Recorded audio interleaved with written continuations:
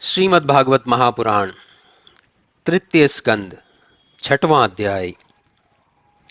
भगवान के विराट रूप से जीवों की उत्पत्ति का वर्णन।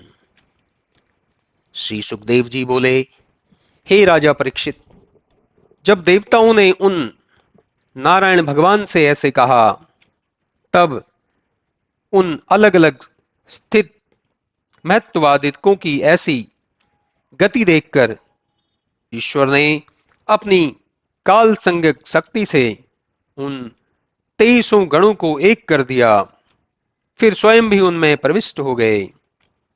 तब उन 23 संज्ञक तत्वगणों ने अपनी माताओं से एक विराट पुरुष को उत्पन्न किया कि जिसने शुभित होकर संसार की रचना की। परंतु विराट स्वरूप होने पर वह तत्व हजारों वर्ष तक जल में पड़ा रहा। फिर ज्ञान शक्ति, कर्म शक्ति और आत्म शक्ति वाले उस कर्म रूपी विराट ने अपनी चैतन्य शक्ति से एक और प्राण रूप क्रिया शक्ति से 10 और आध्यात्मिक भेद से अपने 3 विभाग किए, आत्मा, परमात्मा और विराट। इसमें भगवान का पहला अवतार हुआ कि जिसमें सब प्राणियों का समुदाय प्रकट हुआ। फिर वह विराट पुरुष साध्यात्म, सादिदेव और आदिभूत भेद से 3 प्रकार का हुआ कि जिसने प्राण, अपान, समान, उदान, व्यान, नाग, कूर्म, कुकल, देवदत्त और धनंजय इस 10 तत्वों को प्रकट किया। तब इनकी जीविका कैसे चलेगी? देवताओं के इस प्रकार प्रार्थना करने पर भगवान ने उन 10 के कि जिसमें ये जीवित रहें घोर तप किया। तब उनके इस प्रकार के ज्ञानमय तप के प्रभाव से अग्नि आदि कुछ स्थान निकले। तब सबसे पहले मुख उत्पन्न हुआ, फिर वाणी शक्ति सहित अग्नि लोकपाल अपने अपने स्थानों में जा स्थित हुए। फिर उस विराट पुरुष के तालु उत्पन्न हुई, उसमें जीवा अंश से वरुण लोकपाल प्रविष्ट हुए। तब वह जीवा रस शक्ति को प्राप्त हुई। फिर उस विराट भगवान के नासिका निकली और उसके प्राण के अंश से अश्वनी कुमार देवता प्रकट हुए कि जिनसे गंध सिद्ध हुआ। तब उस विराट पुरुष के नेत्र उत्पन्न हुए, जिसमें अपने चक्षु अंश के आदित्य लोकपाल के प्रवेश कर स्वरूपों का ज्ञान प्रकट किया। फिर उस विराट पुरुष को त्वचा उत्पन्न हुई कि जिसमें पवन लोकपाल ने प्रवेश कर अपने अंश से स्पर्श को उत्पन्न किया। फिर उस विराट देव के कान उत्पन्न हुए, तब उसमें अपने श्रोत्र अंश से दिशाओं ने प्रवेश कर शब्द को प्रकट किया।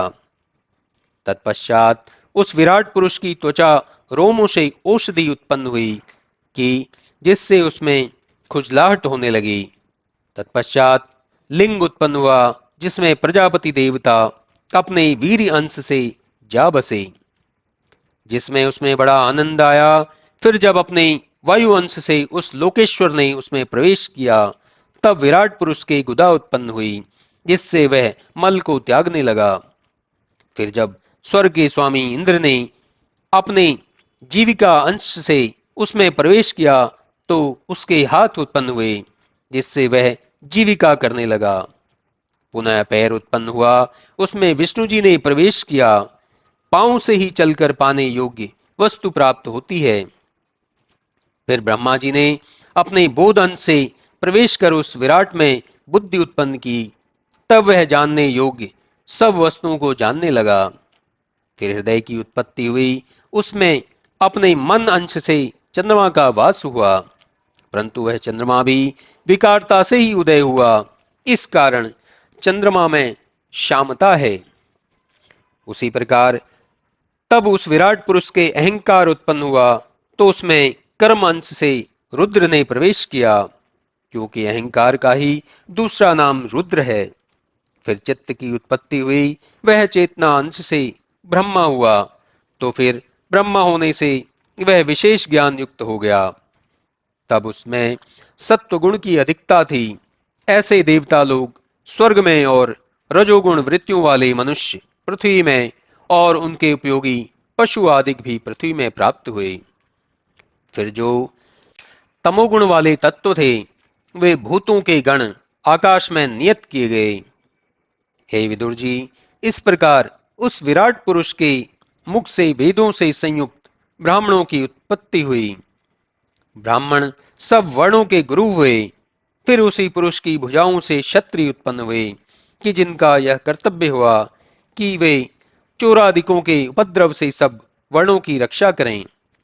फिर उसी विराट पुरुष की जंघाओं से वैश्य उत्पन्न हुए।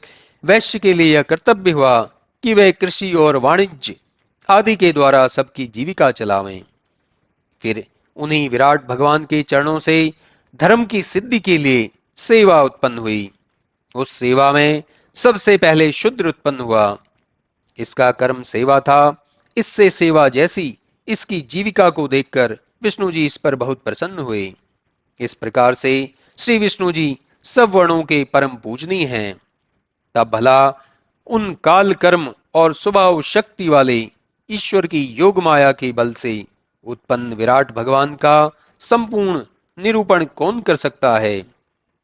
तो भी जैसी मेरी बुद्धि है और जैसा मैंने सुना है उसके अनुसार बिना कुछ और अन्य वार्ता के अपनी वाणी को पवित्र करने के लिए मैं श्री विष्णु जी का पावन चरित्र कहता हूं।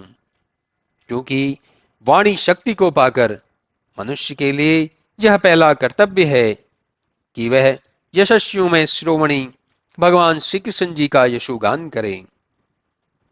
इसी प्रकार कानों के पाने का यही उत्तम लाभ है कि वह भगवान विष्णु की कथा रूपी अमृत को सुने। क्योंकि विष्णु जी की कथा अपरंपार और परम मनोहर तथा ज्ञान का भंडार है। उनके असीम और अद्भुत चरित्रों को जानकर कोई पार नहीं पा सकता। यहाँ तक कि स्वयं ब्रह्मा भी उनका यशोगान करते करते थक गए और पार नहीं पाए। हजारों वर्ष की तपस्या भी उनको यथार्थ रूप से नहीं पहचान सकती।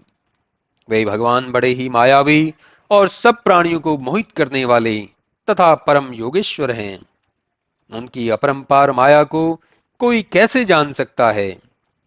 चलते चलते उनकी ओर से थककर लौटना ही पड़ता है। तब जिनको देवता भी नहीं पा सकते उन भगवान के लिए मेरा नमस्कार है।